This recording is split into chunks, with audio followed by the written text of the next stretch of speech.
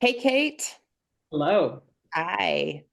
So since we did our first, our new background and we've said we'd be a little bit more edgy and provocative with our instigating conversations, we thought maybe today we could really get to the heart of when our coaching clients come to us and say, I feel stuck. I'm stuck in a job. I'm stuck with a bad boss or a bad organization.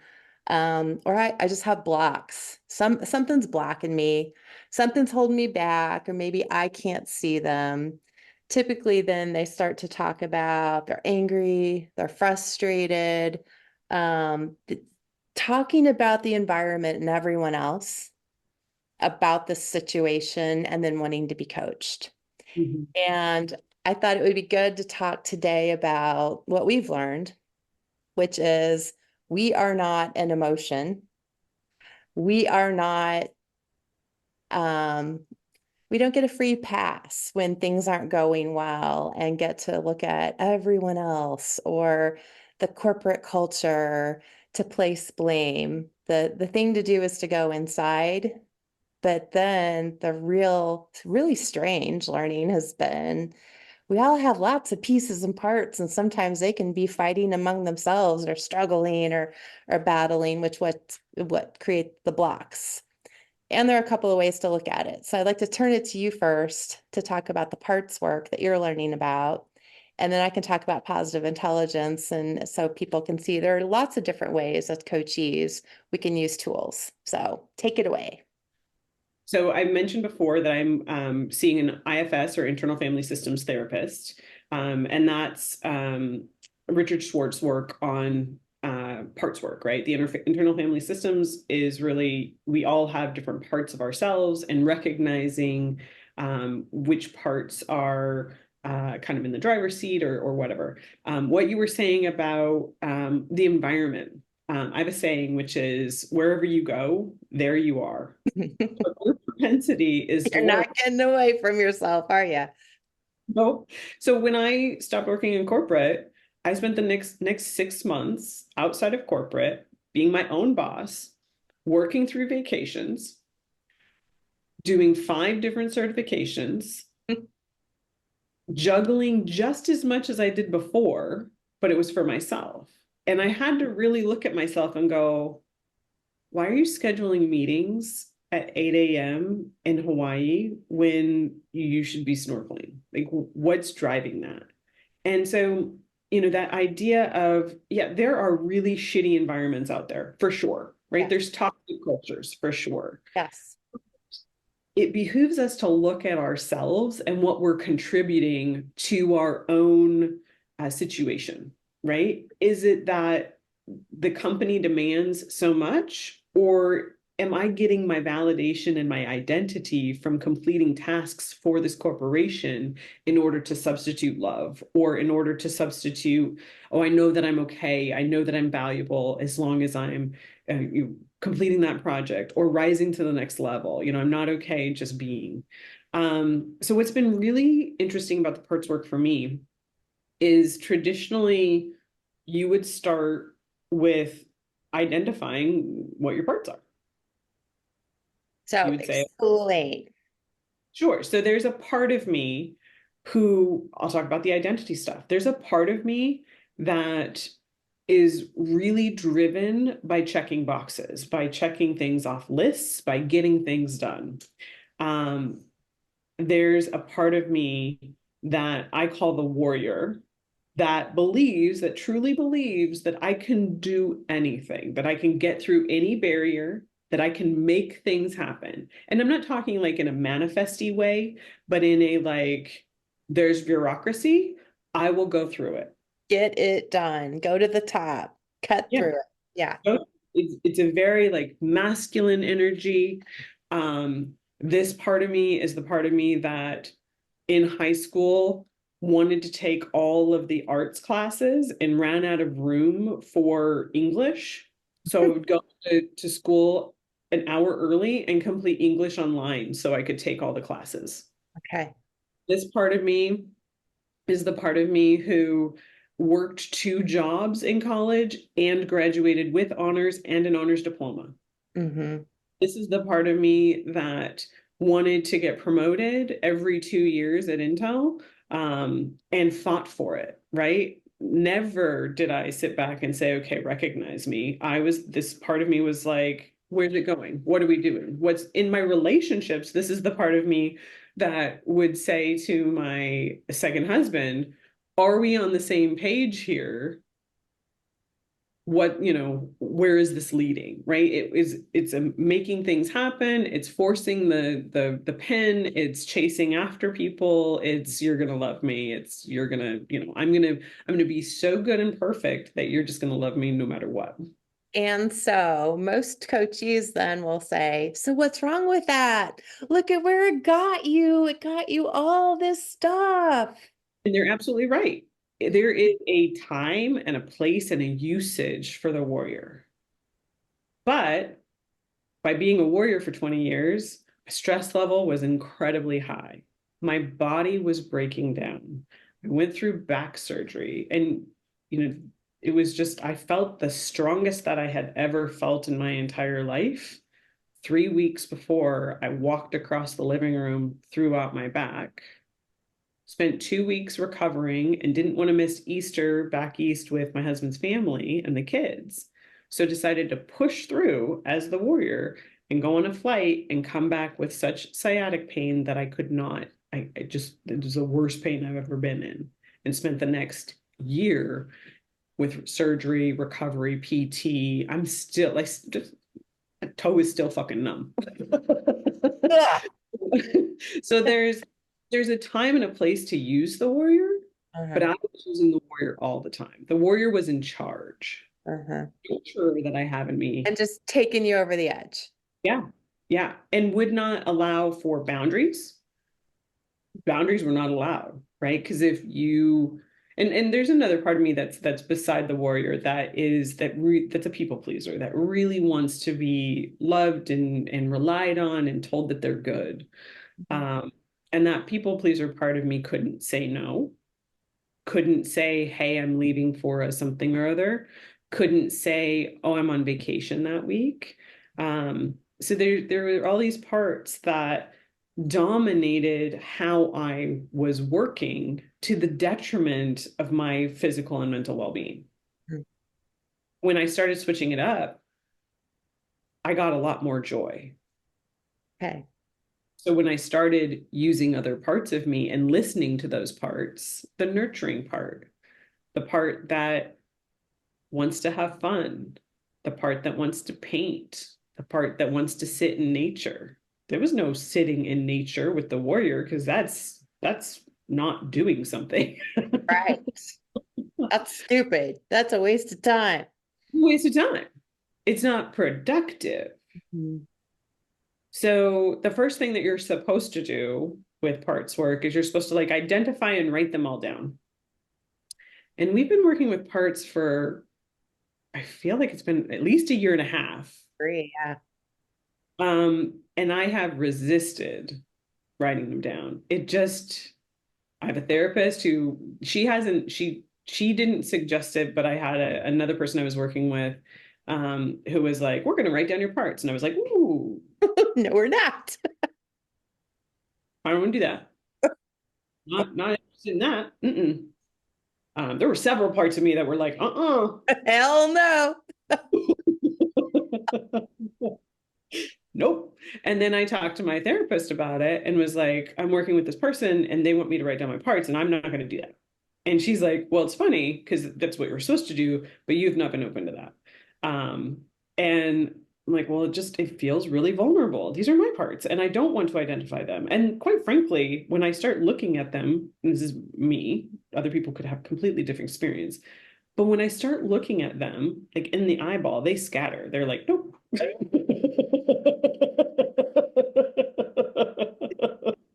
Never mind. Out of here. No, I don't need anything. Bye. Especially like the vulnerable ones. Like there's a little kid part that just wants to be loved and cared for and nurtured. And anytime there's like too much need, Uh-huh. they're like, no mind, I'm good. Uh-huh. Because it is so vulnerable, and our society teaches us to be strong and act like you know what you're doing. And Don't be needy. Don't be needy. Don't admit that you might need care. Mhm. Right?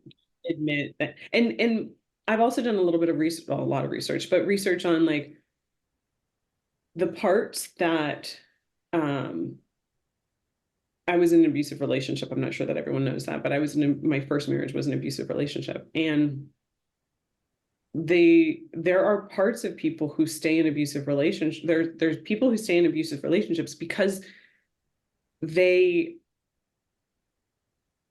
there's a really strong part of them that wants that love and Mhm. can't recognize that it's not good. Yeah. That on one part of them is like, this is not good. And then the other part of them is like, but like they love me. I Mhm. want anything to have this love. And I'm by no means blaming the victim, but it helps me to understand like why do people stay? Yeah. And because it's so hard for that part that just wants to be loved, Mhm. recognize that that's not loving, especially when abusive relationships start out so positive and like we don't start out with a punch, right? We start in a loving manner, and then there's always this like I can fix them, or I'll just be better, or I won't do that thing, and then it'll be fine, and we'll get back to the love part. Uh-huh. And Or so it just these, happens every now and then after it does get loving for a little while and mhm. so these parts are really strong. And you sent me this resource last week that I just thought was phenomenal, which are these parts cards. And you can go through them. They don't have, I mean, hardly any of them have any words on them, but you can go through and see like what speaks to you. What do you think you have inside of you? And to start to kind of get to know um, what is inside of you and what motivations they might have and what they need. And you mentioned getting stuck. Mhm. So sometimes the parts, right? So my warrior felt like it had to do everybody's job. Like it felt like it was the only part that could get anything done. And that if it relaxed, the whole world would fall apart. Yeah. And yet it was incredibly tired. It understood that I was burnt out. It understood that I needed something different, but it didn't know how Mhm. to do something different. It didn't know how to let go. No, I didn't know how. It's never done anything else. It's had that job Right. forever. It's had that job forever. Um, when I first started out in corporate, a gentleman who this could have been a really rude question, but I didn't take it as such. And I grew up in Benson, Arizona, which is a tiny town. At the time, it was like 1,200 people, two stoplights. And he was like, huh, how does one get out of Benson? Mm. And one gets out of Benson by utilizing her warrior to get excellent grades, to Yep. take all of the classes, even if you have to take them at 7 o'clock in the morning before school starts. Mhm. One works incredibly hard. One does all of the extracurricular, and one doesn't get pregnant. Yeah. And then one can, and I was pretty impoverished as a kid. So you go to school, da da da da da. But it was the warrior who lifted me out of that. Yeah. The warrior didn't get updated along the way that I wasn't poor anymore, that other parts could take some of the work, Mhm. uh, that always striving wasn't serving my physical body. Mhm. I had to take the time to get to know the warrior, get to know the warrior's motivations, and inform the warrior that, hey, we're no longer in a trailer. Yeah. We're no longer on food stamps. Mhm. We're no longer, listening to make sure that a car doesn't get repossessed, and that it could take a break. Mm-hmm. And in fact, had to take a break because otherwise, physically, I wasn't going to do very well. Yeah. So it's been a real blessing for me to be able to bring my parts up to date. And it is not a, okay, well, I did that and now it's done. That's right. So it's a constant journey of informing myself of what my parts are motivating me to do because they're incredibly strong. Yeah. And this parts work is starting to be used with coachees, not just therapy patients, not just by therapists, and anyone can do it themselves as well. To be able to name something. So you talked about some of your sayings. Well, we've heard sayings too, like what resists persists. So yeah, you can resist doing parts work. You can resist understanding yourself, but it's still going to be coming up and creating those blocks or creating those blind spots or holding you stuck in some position you don't want to be in. And coaches can also look at, what if you name it, then you tame it, as another saying. So whether it's parts work where you're actually going through to name your parts and getting to know them, and like you said, you can shift them to give them a new job. Mhm. Or use any other tools. So we've got lots and lots of assessments. Knowing your strengths is important. Again, knowing how to name it. Something that goes hand in hand with the parts work and also both of them go hand in hand, I think, with mindfulness and meditation. But parts work and positive intelligence, I think, put more detail around the process to become more mindful and to really be able to take off in the future.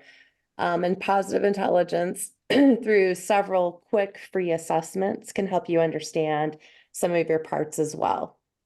So positive intelligence spends more time on the parts that we would perceive as negative.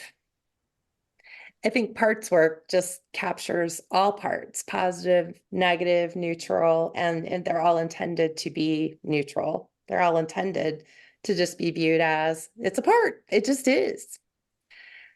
The positive intelligence piece has us focus on the saboteurs that, the judge, the inherent judge in each of us, that which creates our inner critic from my perspective, then really has these 9 accomplice saboteurs. But even naming those, and my top saboteur is controller, and then there's the hyperachiever. Those are my 2 main ones. And if I think about those 2 things, it sounds a lot like your warrior. Mhm. So Yep. just different ways to go through different assessments. And regardless of what we use with our coaches or ourselves, it's just important to do this stuff. Yeah. And to understand what is motivating you, Yeah. right? The from the positive intelligence side, there's the stickler, right? That's the perfectionist. There's the avoider. Mhm. Um, and a lot of these things tie together into your Enneagram results as well. Yeah. So a 7, the visionary, right? There are absolutely great parts of aspects of a great or an Enneagram 7. They're joyful. They really look for the opportunities. They are the life of the party, and they are strong avoiders. Yeah. Whereas I'm an active controller 8, and no, not a lot of joy over here, but I'm getting shit done. Getting Not that shit done. They're direct about it. There's no question and no apologies. right. But that's not my whole personality. Just like a 7 is not your whole personality, but it's all these things that kind of wrap us together to say, okay, what is motivating this part of me to do this? Mhm. And do I want it to, or do I want to take a different tack? Yeah. Can I leverage a different part to get what I want or need or desire in my life? Yeah. And whatever you call it and whatever method you use, you can feel when you're getting triggered. You can Mhm. feel when you're getting ready to go into autopilot warrior or when I'm going into autopilot controller or hyperachiever. And the lesson in all this is to learn to pause Yeah. and then in whatever way ground yourself in the present, whether that's deep breathing, whether that's using your five senses. And then we've also been taught to just ask that part or that saboteur or that aspect of you, what does this really mean? What are you really trying to tell me right now? Mhm. And they're all well intended. The saboteurs are protectors. There are lots of parts of us that are just protectors. And Mhm. if we can recognize, as you said, we're no longer that 5-year-old. My baby teeth no longer serve me, they're gone. So maybe you that learned those lessons back at that same time need to understand I'm much older, wiser. I've learned many lessons and I'm okay. And when you befriend your parts, you can begin to use them appropriately. Like you can rely on that hyperachiever or on that controller or on the warrior to like I will tap into that warrior energy if I need to get like a ton of things done. There was a day in Portland where I flew up, I had 5 appointments, then I made it to dinner, and then I flew back the next day. And I was like, "Woof, yes. Like it was so awesome to be able to be like, okay, girl, you're going. Like, let's do it. Let's make this happen. Yeah, let's add on another appointment. We can do that. Sure, because we've got this. Mhm. But she was very she was relaxed enough and resourced enough that when I was like, hey, we gotta go, she was like, all right, I'm there. Mhm. Right. And the rest of my parts were like, okay, well, we can take a little bit of a back seat because we're not necessarily going to stop and smell the roses on this trip. We're going to get a lot of stuff done. And Uh, that's the point. You have learned enough to be proactive and intentional and planned mhm. rather than just reacting to other people and what the environment is and falling into victim mode, which any of us can do. Because if I were to say to the other parts, okay, we got to go.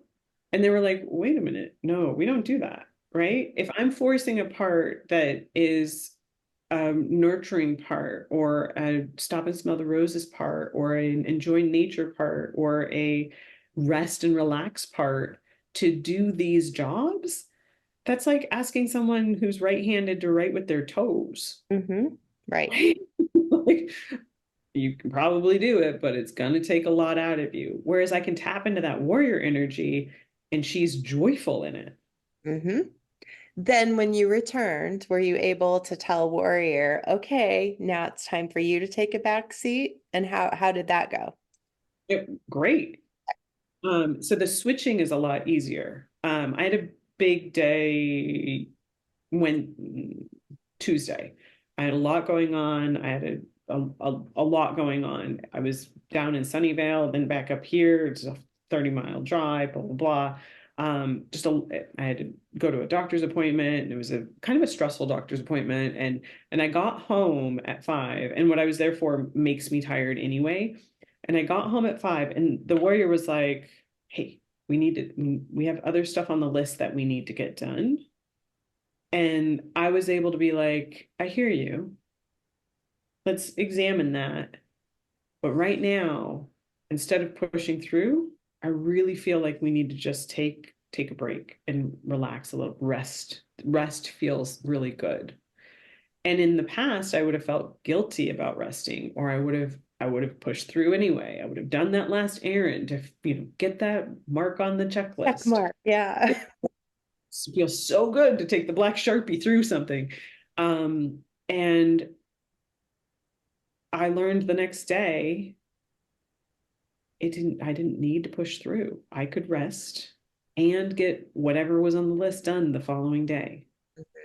And it just gives you more energy. Mhm. And it allows rest allows you to be able to go hard the next day. It's hmm that whole work hard, play hard thing. Like the play part is pretty darn important to recharge everything. Yeah. Yeah. It's critical. And my parts talk to me more now than what they used to, right? I used to just hear the warrior. The rest of them were like, don't even, They had been muzzled. like they were so far gone, they were like, I don't even know what we're doing. There were some who were, affecting my health that were louder, but now like I can hear them more now and recognize them, and they no longer disappear. Mhm. I can see and experience them a lot better than I used to. And therefore I get less triggered. Yeah. Yeah. So, if there are people out there looking to transform and looking to recover from blocks or barriers, and want to do it in a way that really is helpful to mental health, and a balanced approach, they can check into parts work, they can check into positive intelligence, they can contact us as coaches. These aren't therapeutical methods only. Anything else we want to throw out there for others? One thing I just want to mention is like the positive intelligence stuff is kind of that really great first step into it, because you're not doing the examination. They're giving and they is it 14 or 10 that they look at? Do you They're remember? 10, 9 saboteurs and the judge. Okay. Nine saboteurs and the judge, and then the sage and three other sage powers, right? So they're labeling those parts for you in kind of a generic way for you to then say, I identify with the hypervigilant, or I identify with the stickler, or I identify with the controller or whatnot. And it's an easy way to kind of get into something versus starting from scratch and being like, okay, I don't even know how to name them. So Mhm. I love the approach of positive intelligence in the sense of, we're going to start with the ones that most people have as an entry point, Yeah. um, and working with those, understanding them, seeing where they're getting in your way, seeing like what they're all about, understanding them, seeing where they've served you and where they don't serve you, seeing if shifting one way or the other can get you out of a stuck spot. We talk about feedback a lot, and some people can see our parts better than we can. Yeah. And like it's a lovely way to just get started in that approach. And then you can kind of keep it deeper once you get familiar with them, and explore more parts of yourself and seeing where you're at, ones that positive intelligence doesn't name. Yeah. But I think it's a nice little entry point to kind of open the door and explore, and they can certainly contact you for that, as an option. So Yeah. I also like that positive intelligence has not only the saboteurs assessment, but the PI 0 to 100 scale. And that's a diagnostic anyone can take repeatedly. Uh, mhm. because sometimes people are confused, maybe they're fine. Maybe, their mental state is as good as it's going to get in that kind of environment. And it's fascinating for people to get their scores anywhere from 0 to I've had as high as 92, but many who have scored 8s or 20s or 26s, and they're like, oh my goodness, I have a Yeah. long way to go. So yeah, But you can do something about it in a pretty short period of time as well. you can, like anything else, just be intentional and have a plan. Exactly. But I think this is a good approach for mental health, just to, and like in the broad mental health, just to understand more about what's going on inside, so you can see what you want to make choices about versus reactions about. Yeah, great. Well, thank you. I love the parts work, and the cards are bringing some good things to life for you. And I love working on the positive intelligence pieces, and encourage everyone to contact us to let us know if they want more. Try it out. Have a good Thanks. one, Kate. Thanks. Bye.